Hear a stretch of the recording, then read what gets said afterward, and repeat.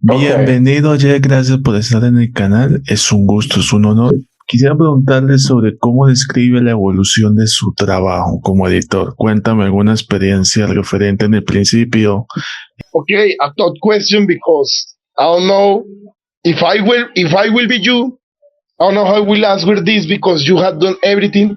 But how do you describe the evolution of your work going back to your early works and the movies that you are doing right now? In fact, John is telling you about these titles. Going back to the 30th of September of 1955 in somewhere in time and FM. I retired when I finished I Now Pronounce You Chuck and Larry with Adam Sandler. But let's go to the beginning. My first film was, at the time, we titled it 9/30/55, which is the day James Dean died, and how that death affected one of the college students in Arkansas. The person who wrote it also directed it, James Bridges. That was my first film, and we did that on film, and I cut that on a moviola. You know who Verna Fields is, I imagine. You've heard of Verna Fields. She was the editor for Steve Spielberg on Jaws, and I was helping her when she was in Martha's Vineyard. I was the assistant in L.A. helping with the film, and when she moved back to L.A. from Martha's Vineyard, I got to meet her in person, and she and I hit it off so well. She brought me in as an editor to help her re-edit movies that the studio purchased, which they called a negative pickup. And she supervised it, and she asked me if I would like to do that, and I did. So our relationship grew from that point. And when 9/30/55 came back into production due to John Boy, that starred in 9/30/55, broke his ankle, the editor that was currently doing it went on to another project. So she asked me if I would be interested, and I said absolutely. She introduced me with the director, James Bridges, and I ended up editing that film. That was my first film, and then with the help of Verna's recommendations, I went on to FM. Then from there, the editor on Incredible Shrinking Woman had to leave for another project, and she asked me if I would be interested in going in and finishing the film for Lily Tomlin and the director. I got to meet Lily Tomlin at that point, and she was very, very nice. The cameraman, or the director of photography on Incredible Shrinking Woman, Bruce Logan, ended up moving on to a picture called Tron, if you remember, the original Tron for Disney. And he recommended me to the director to edit the film. And then I got assigned to that. So then I was on that for, I think, 14 months because the director of photography wasn't happy with the quality of the black and white film. They shot that in 70 millimeter, and then they reduced it to 35 so I can edit it. Then from there, I went to Mike's Murder, again with James Bridges.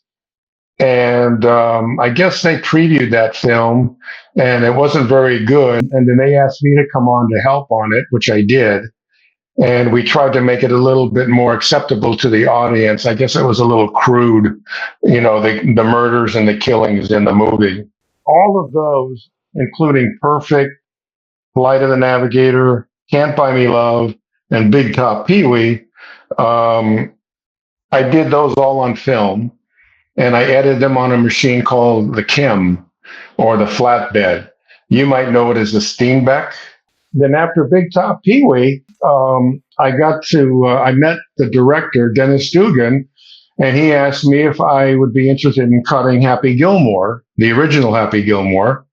And so I went over and I met Adam Sandler.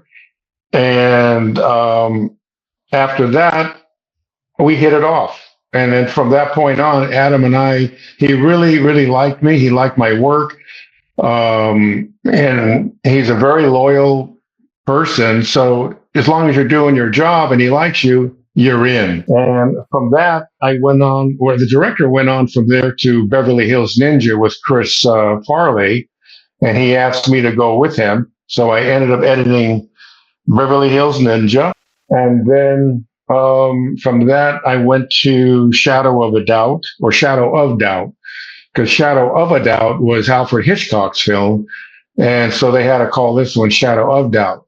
And speaking of Hitchcock, I don't think you guys know, but I was an assistant on Topaz, which was one of Alfred Hitchcock's movies. And the assistant editor wasn't available to finish it, so they asked me to go over and help finish it. And I got to work with Alfred Hitchcock.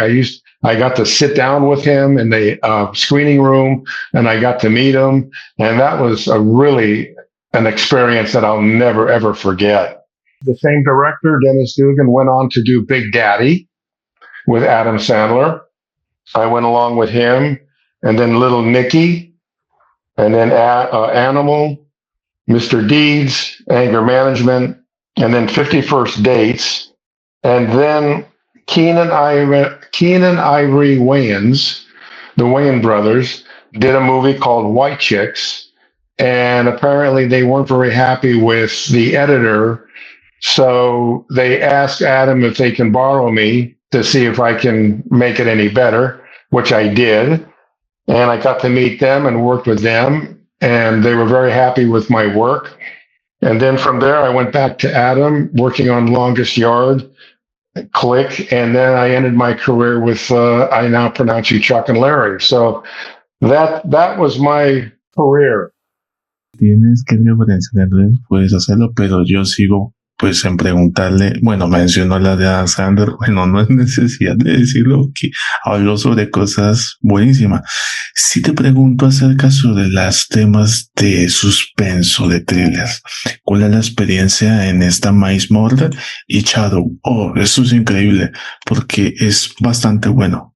In fact, Jhon is telling us, besides of course, the standard movies, and I don't know if you know, but White Sheets in Latin America got a call. In fact, in Latin America, it's called Donde Están las Rubias.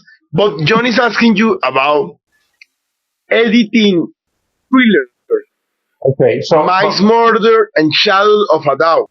Okay, before I go into that, I forgot to tell you, and which is not on my IMDb, is I don't know if you guys ever heard of Honey, I Shrunk the Audience. Yes, of course, in Latin America.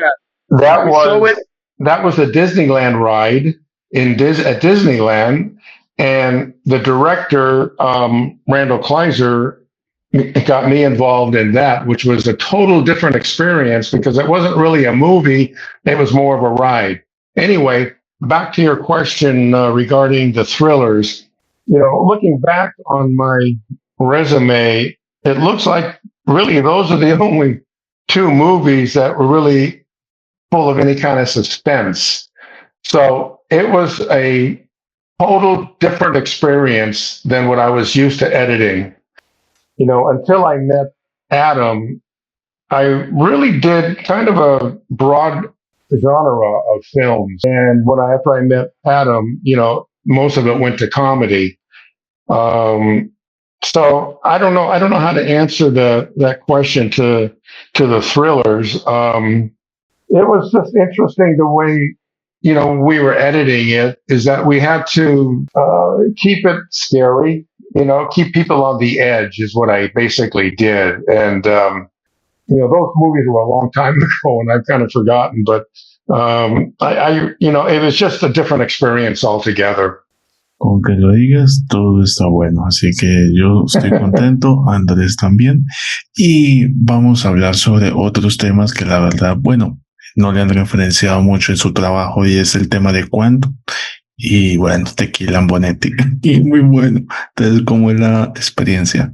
In fact, Jhon is telling us that he wanna ask you about projects that sometimes got under the radar, like the amazing series Quantum Leap and Tequila and Bonetti. So tell us more about those projects. Back in the day, when you're doing motion picture, they have more time to write the movie, shoot the movie, and edit the movie. When you go to television, as far as editing is concerned, you really have to pick up the pace because it goes really fast, from one episode to another. So I knew one of my assistants ended up working on Magnum PI. And I asked him, I said, is there any way that you can get me in to edit maybe an episode or two of your TV show so I can learn the speed? I had to pick up speed. I wasn't really fast in editing because I was always brought up in the motion picture end of it. So I went in and I think I did 2 or 3 Magnum episodes. And then from there, I did, I think, a couple of Airwolf episodes. And then the executive producer, Don Belisario, asked me if I would be interested in coming on and supervising the post-production on Quantum Leap, which I really enjoy doing because I was able to oversee all of the episodes and be able to be creative on not just one at a time, but all of them that were being made at the same time. And then he got a green light to do Tequila and Benetti, and he promised me that at some point I would be able to direct one of them, which I did, which was, I think, Beauty and the Beast, I think it was. And I was scared to death because I've never directed before, other than second unit. And so I did that with some help. I got that done. And then unfortunately, the network, or I should say Don Belisario, didn't really like the way the network was dealing with that series. So the network ended up dropping it, which was too bad because I thought it was a pretty good series.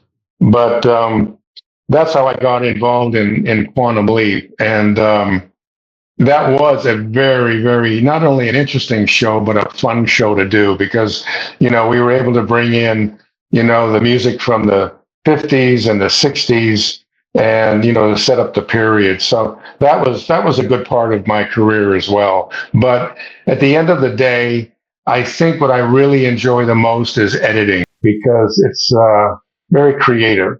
Antes de poder referenciarle sobre el tema de una película de Adam Sandler, sí quiero, gracias Andrés por decirlo en el principio, White Cheese, pero hay una miniserie que yo, la verdad, discúlpame si no la dije antes, de Jatenjor.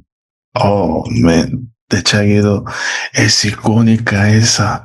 Entonces, ¿cuál es la experiencia en esas dos? Jhon is telling that not only white sheets, but that I tell you that in Latin America it's called ¿Dónde están las rubias? Like Where are the blondes? Terrible translation. But also in Latin America, the Shaggy Dog grow bigger. So what can you tell us about working on those 2 movies?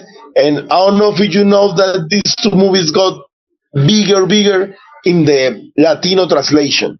TV movies that I guess the people over at Disney really liked me. And, they asked me back to do those 2 shows. And those were TV movies of the week at the time.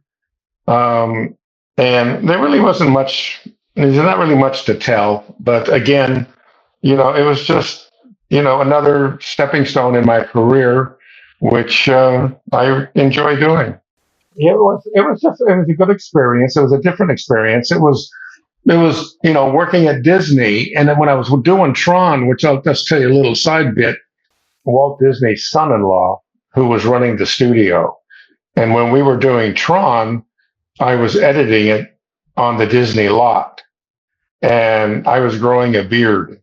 I was walking down the hall one day and I passed him in the hallway and he looked at me and he says, "Did you lose your razor?" And I go, "No." "Why?" He says, "Well, you need to shave that beard off." I go, "Really?" Because they didn't, back then, employees weren't supposed to have any mustaches or beards. But technically, I wasn't really an employee. I was part of the production company, so I got away with it. Anyway, that's a little tidbit. Ahora sí, mencionar sobre las películas de Adam Sandler. I was going to tell you something about being a fan of your work.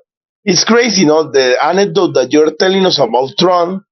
because you kind of somehow editing that movie shade all the subject of movie and video games. And also, Yep. in fact, I am doing like a project talking about movies and video games, and man, talking to you is like talking of one of the architects of that. And John is also asking you about working with Sandler, and I want to tell you because Happy Gilmore is one of my favorites of all time, man.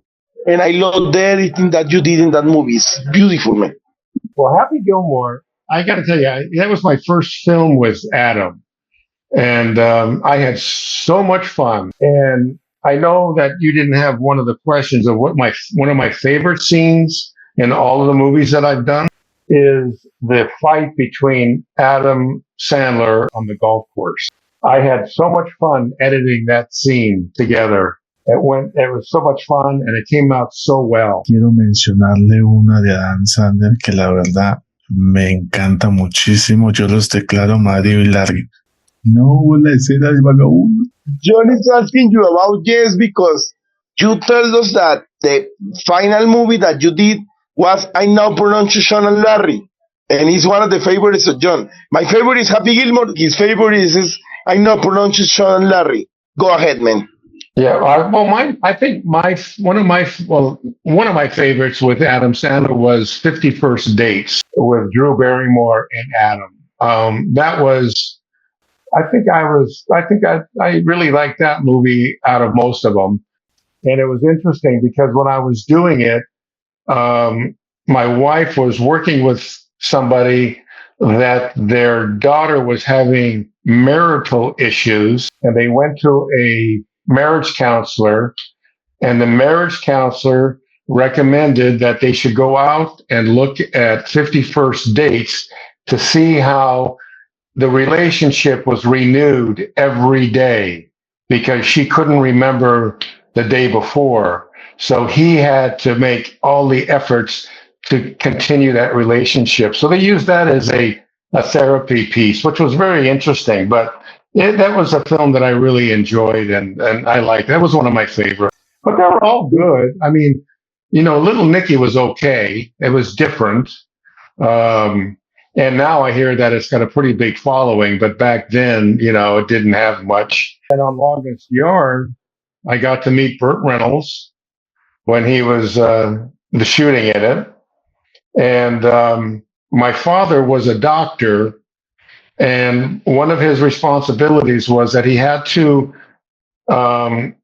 give the leading actors and directors physicals before they can sign a contract to do a big movie. So I asked Burt Reynolds, I said, did you ever know my father, Dr. Gourson? And he goes, are you kidding me? He says, all of us guys back in the day, we used to sit in his outer office waiting for all the starlets to come out to meet them. All the young actresses. But that was another little tidbit I thought I'd throw out at you that not very many people know. 51st Dates in Latin America was called como si fuera la primera vez, that in the translation it was like it was the first time. That's the translation. I want to ask you, because you told us that is one of your favorites. How was editing the scene in which Drew Barrymore kid with a baseball bat to Rod Snyder? You know that. Oh no, you steal my coconuts. Oh yeah. That was my favorite, man. That was a fun scene. It was a fun movie to edit. Most of Adam's movies are really a lot of fun to work on. There was a couple that were a little hard, a little difficult, but that scene with him and Rob Schneider was a fun scene to put together. It's interesting because Little Nicky became now, with the death of Ozzy Osbourne, like an homage to Ozzy Osbourne. Man, it's crazy, no? Really? Yes. I say that. Wow. Ozzy Osbourne. Wow. Yes, man. I cried. I'm not kidding, man. Well, one of your questions, how would you define your work in one word? Okay. The definition I would use is challenging. And the reason why I say challenging is because when I finish editing a film, I want you to look at it and go, "Oh my God, that was good," or "It was smooth," or "It flowed." And it doesn't always come together that way. And sometimes you have to work really hard to make it look that way and make it look that good. So the word that I would use is challenging. And Longest Yard was a challenging. I just lost you guys. In Latin America, all those movies are all on repeat, on loop, man, in every channel. It's crazy. That's good. That's good. That's good. The camera is here. Send a big hi to Latin America, to Colombia, to wherever you want. Tell your social media to people can follow you. Man, for me and for Jhon, it was a dream come true, man.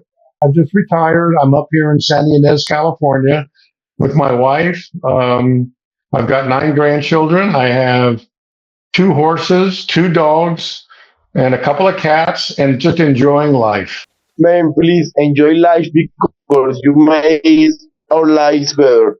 There's one movie that we haven't talked about, which was also one of my favorites, was Somewhere in Time. Tell us, please, tell us more. We got time. Somewhere in Time was an experience that I will never, ever forget. Again, Verna Fields got me involved in that film. She asked me if I would be interested in doing it. And of course, I said yes.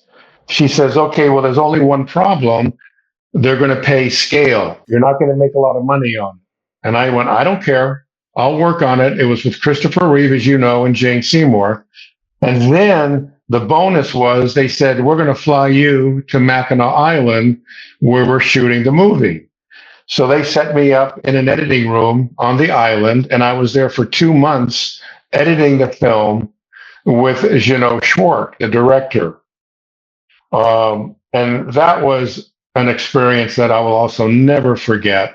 And as a matter of fact, the first week of October, I'm going back to Mackinac because there is such a huge fan club for that movie. There's like 3,000 members.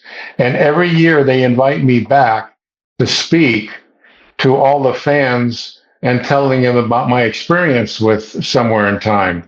So that's my trip is coming up. This is what, August, in a month, in 2 months. I'll be in Mackinac for about 5 days. So that was a really good, a wonderful project that I worked on. And as you know, Jhon Schwartz just passed away very suddenly. I'm going to miss him a lot because I stayed in touch with him after all these years. And we hooked up a couple of times when he was out here. And he was a fabulous human being and a fabulous director. And I learned so much from him. But the movie itself, Somewhere in Time, was something special, really special. And it's a love story that just keeps going on and on and on. It's not dated, It's going to live on forever, I think. Yes, are timeless. And may this interview be an homage to the director of Somewhere in Time and of course to Ozzy Osbourne. And no, man, thank you. And I will let Jhon talk. Don, más palabras. Vamos a tomar la foto como despedida y felicitarlo por todo el buen trabajo. Invita a la gente de Colombia. Saludos y más. Salud. Muchas gracias por la oportunidad, por el espacio, por todo. Somos admiradores de su trabajo y bendiciones. Por nada, and thank you. Muchas gracias. And thank you. I am very, very honored that you guys reached out to me and let me talk about my career. You guys made it very special for me. Thank you. Thank you. Thank you. Gracias. Gracias, Jeff. You are the legend. You are the legend. Oh, no, eres el mejor. You are the best. You are the best. Thank you so much. Bye bye. Take care. Bye bye. Okay, good night. Bye. Thank you guys. Bye bye. Bye. My pleasure.